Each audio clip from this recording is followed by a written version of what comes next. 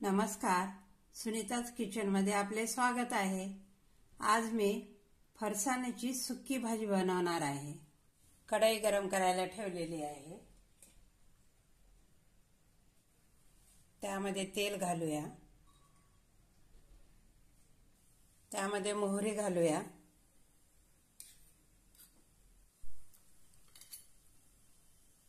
एक कांदा बारीक कट केलेला आहे तो घालूया।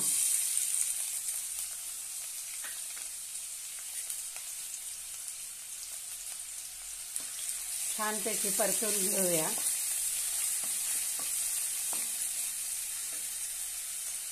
आता यामध्ये थोडासा कढीपत्ता घालूया।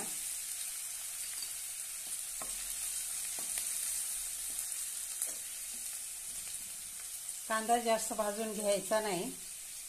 एक टोमॅटो बारीक कट केलेला आहे तो घालूया।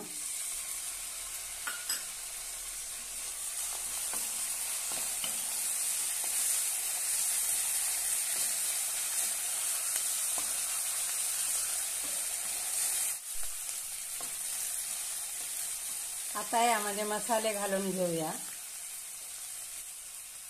अर्धा चमच लाल तिखट, पाव चमच हळद, अर्धा चमच धनेपूड, पाव चमच जीरा पावडर, पाव चमच गरम मसाला आणि चवीनुसार मीठ। फरसाणामध्ये मीठ असते त्यामुळे थोडंसं कमीच घालायचं। छानपैकी एकत्र करून घेऊया।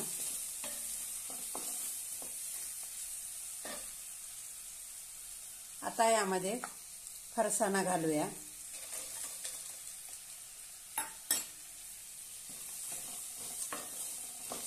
मस्तपैकी एकत्र करून घेऊया।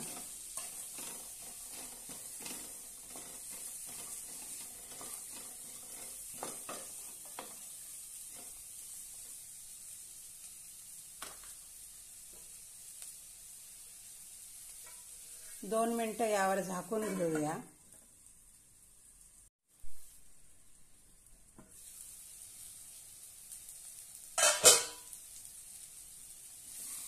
मस्तपैकी आपली फरसाण्याची भाजी तयार झालेली आहे। त्यावर थोडीशी कोथिंबीर घालूया।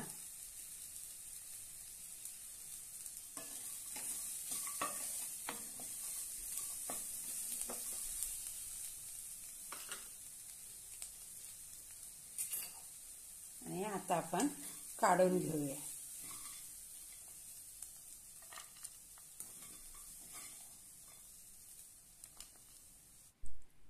मस्तपैकी झणझणीत अशी आपली फरसाण्याची सुक्की भाजी तयार आहे।